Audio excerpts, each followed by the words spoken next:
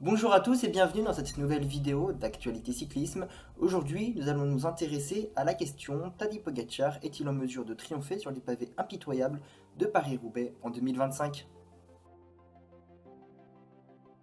Le 6 avril 2025, Tadej Pogačar a marqué les esprits en remportant son deuxième Tour des Flandres. Son attaque décisive dans le vieux Quarmont, à environ 19 km de l'arrivée, lui a permis de distancer des concurrents de taille tels que Mathieu Van Der Poel et Mats Pedersen pour s'imposer en solitaire à Oudenaarde. Cette victoire le place aux côtés de légendes comme Louison Bobet et Eddy Merckx, seul coureur à avoir remporté le Tour des Flandres en portant le maillot arc-en-ciel. Tadej Pogačar, on ne le présente plus, reconnu pour son approche offensive et sa polyvalence exceptionnelle, capable de briller aussi bien en haute montagne que sur les classiques flandriennes. Il n'hésite pas à lancer des attaques lointaines et à prendre des initiatives audacieuses. Cette agressivité contrôlée lui a permis de s'imposer sur des terrains variés tels que le Tour de Lombardie, le Tour des Flandres ou encore Liège-Bastogne-Liège. Bastogne-Liège, Pogačar has destroyed. Après sa victoire au Tour des Flandres, Pogačar s'est concentré sur sa récupération et sa préparation spécifique en vue de Paris-Roubaix. On a pu voir Tadej Pogačar s'entraîner sur certains secteurs de Paris-Roubaix. On a pu également voir le Slovène battre des records de temps sur certains secteurs. Un coup de bluff ou pas, on ne sait pas, en tout cas un message fort envoyé par le leader de l'équipe UE Team Emirates d'ici quelques jours de l'enfer du Nord. A noter également que le Slovène Tadej Pogačar pourra compter sur une équipe très forte à ses côtés, puisqu'on retrouve les deux géants en la personne de Nils Politt, le géant allemand, lui deuxième de Paris-Roubaix en 2019, battu par Philippe Gilbert, et l'autre, Florian Vermeersch, le belge de 26 ans, lui deuxième de Paris-Roubaix, c'était en 2021, battu par l'italien Sonny Colbrelli. Quant à elle, l'édition 2025 de Paris-Roubaix, prévue le 13 avril, propose un parcours de 260 km comprenant 30 secteurs pavés. Parmi les modifications notables cette année, l'ajout de deux nouveaux secteurs, Artres 1300 mètres et Famars 1200 mètres. Ces ajouts créent une succession de 5 secteurs pavés quasiment sans interruption, augmentant la difficulté du parcours qui est l'enfer du Nord.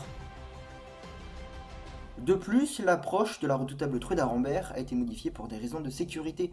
Une chicane provisoire, mise en place l'année précédente, a été remplacée par un détour comportant 4 virages angle droit dans le kilomètre précédant l'entrée dans la Trueda d'Arambert, visant à réduire la vitesse du peloton avant ce secteur très critique.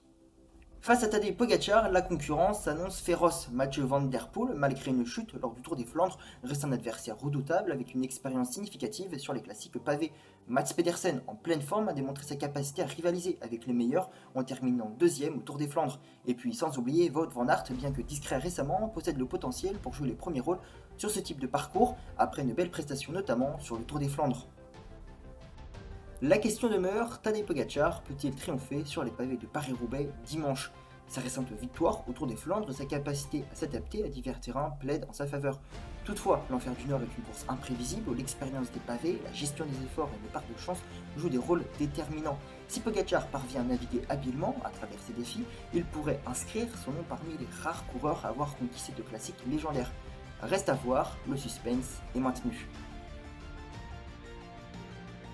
Et vous, quel est votre avis sur la question? Tadej Pogačar a-t-il les atouts nécessaires pour remporter Paris-Roubaix 2025 et ainsi succéder au néerlandais Mathieu Van Der Poel? Dites-moi ce que vous en pensez dans l'espace commentaire. Voilà, la vidéo touche à sa fin, j'espère qu'elle vous aura plu. Si c'est le cas, n'hésitez pas à liker cette vidéo. Si vous aimez mon contenu, n'hésitez pas à vous abonner. Et puis moi, je n'ai plus qu'à vous donner rendez-vous dans le prochain jour pour une nouvelle vidéo. Allez, salut! Tadej Pogačar closes it all out, comes to a halt, takes a bow, lifts his bike aloft. He is one of the greatest, if not the greatest racer this sport has ever seen. Wellens pulling